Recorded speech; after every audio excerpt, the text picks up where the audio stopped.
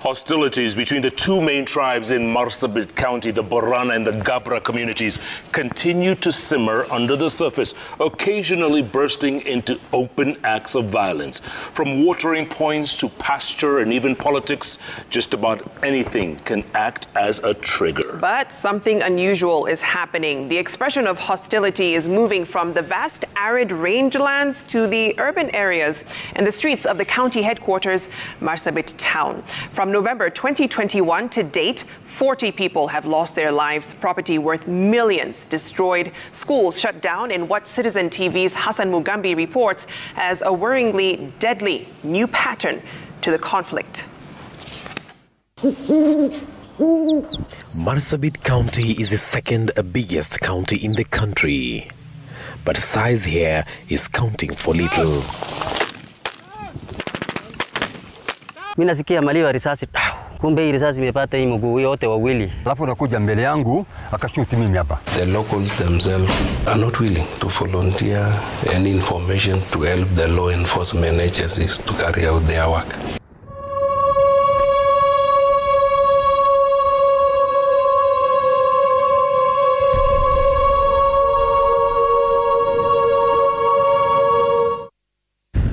We are on a hilltop here in Marsabit County overlooking Manyata Chorora and Manyata Daba. From afar, it's a beautiful scenery with signs of human life. But a closer look, most of the houses you see have been deserted because of the question of insecurity in the area. The conflict between the Borana and Gabra communities in Marsabit County is ancient. The two pastoral communities have fought many battles, mainly over water and grazing fields. But the conflict is taking a new form. Hundreds of permanent residential homes here deserted. Halima Guracha is one of those who have been displaced. Today, she has gathered the courage to come and assess her abandoned home. She now lives in a rented unit about a kilometer away. Tunaingia nyumba ya renti, tunalipa sasa pesa. Na watoto hii saa yote sisi tunatoroka hapa. Saka tunaogopa tu saa yote bunduki inalia hapa na chomelewa hapa chini. Sasa sisi hata tumetoroka kwa town. The latest round of conflict started in August last year. And so far, a total of 40 people have been killed. Others were attacked at their homestead. This home near the Moyale Marsabit highway belonged to a teacher. The family was forced out and their property razed.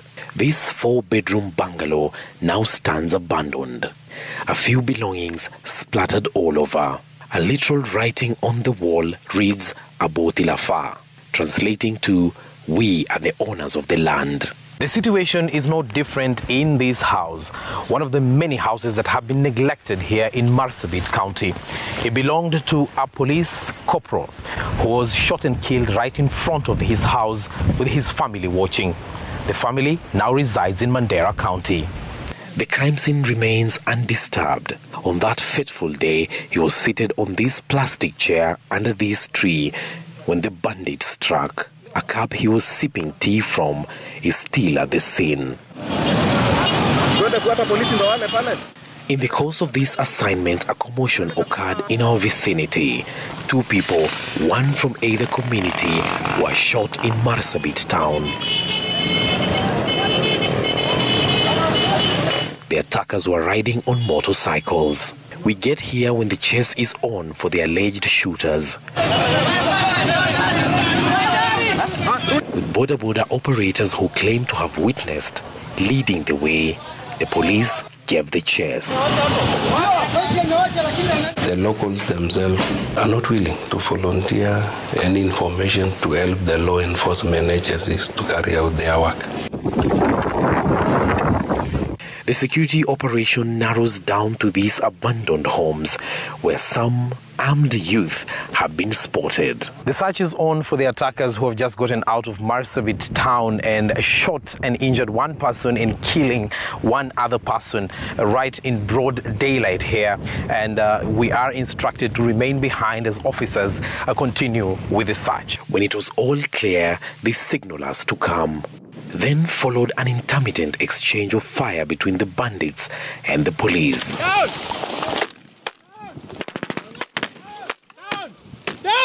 We lay flat on our stomachs to keep safe. Then the guns fell silent and the attackers fled towards a nearby hill. Such gunfights are now common for police officers on duty in Marsabit town. Innocent residents such as Galgalo Boro, who now walks with crutches, are paying the heavy price. Zamani nilikuwa nafanya kazi ya mchanga, kazi ya lori.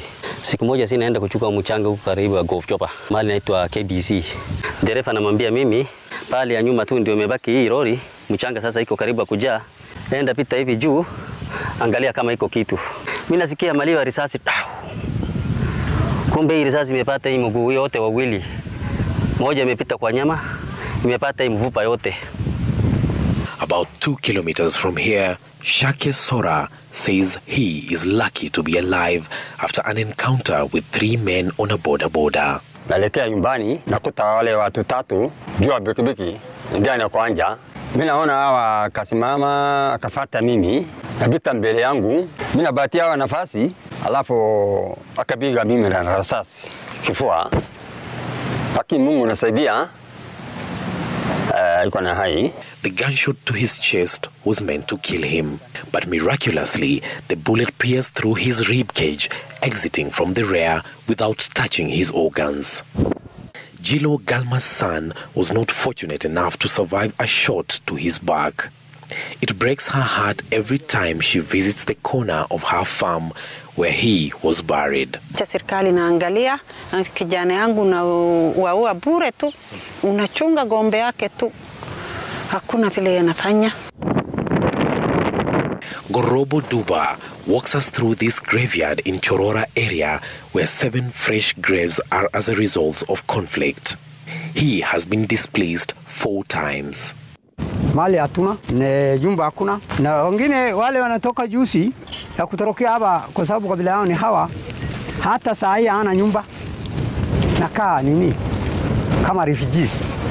Chakula hakuna. Mimi bado naona kitu kama hii. Na hii ardhi ni Kenya na binadamu yote na lindwa sawa sawa.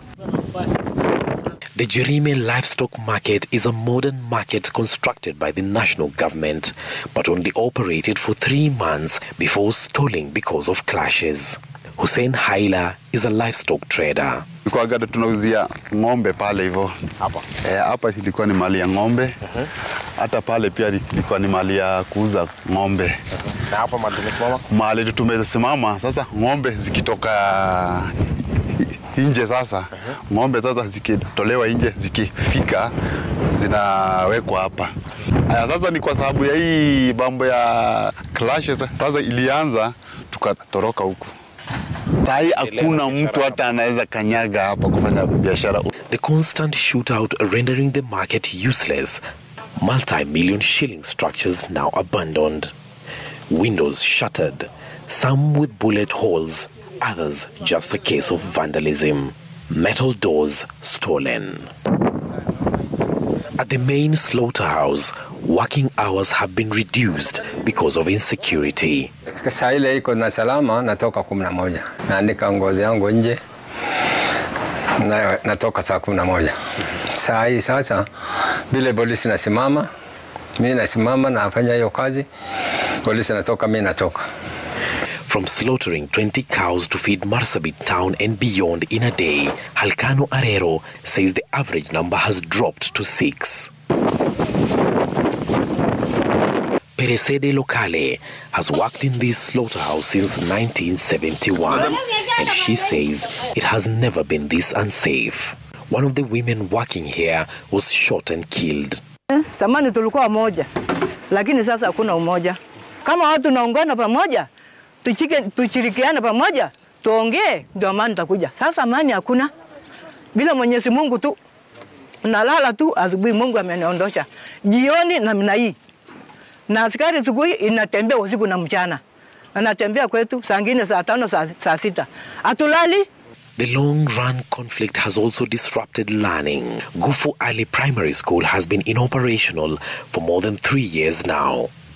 books scattered all over, classrooms vandalized, and structures on the brink of collapse. Watoto wa Buvali Primary wanatoka kutoka Manyatani hadi kilomita 5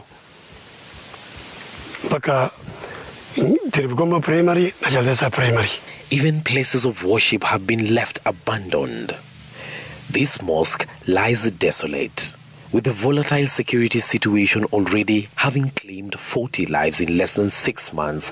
The religious leaders here say that time has come for residents of Marsabit to reconcile. Kazi wa Marsabit ambao tunasema ni wa Borana na wa Gabra na wengine, kwa sababu mikakati imefanywa na viongozi wa kiserikali na hata wa siasa na watu wa dini.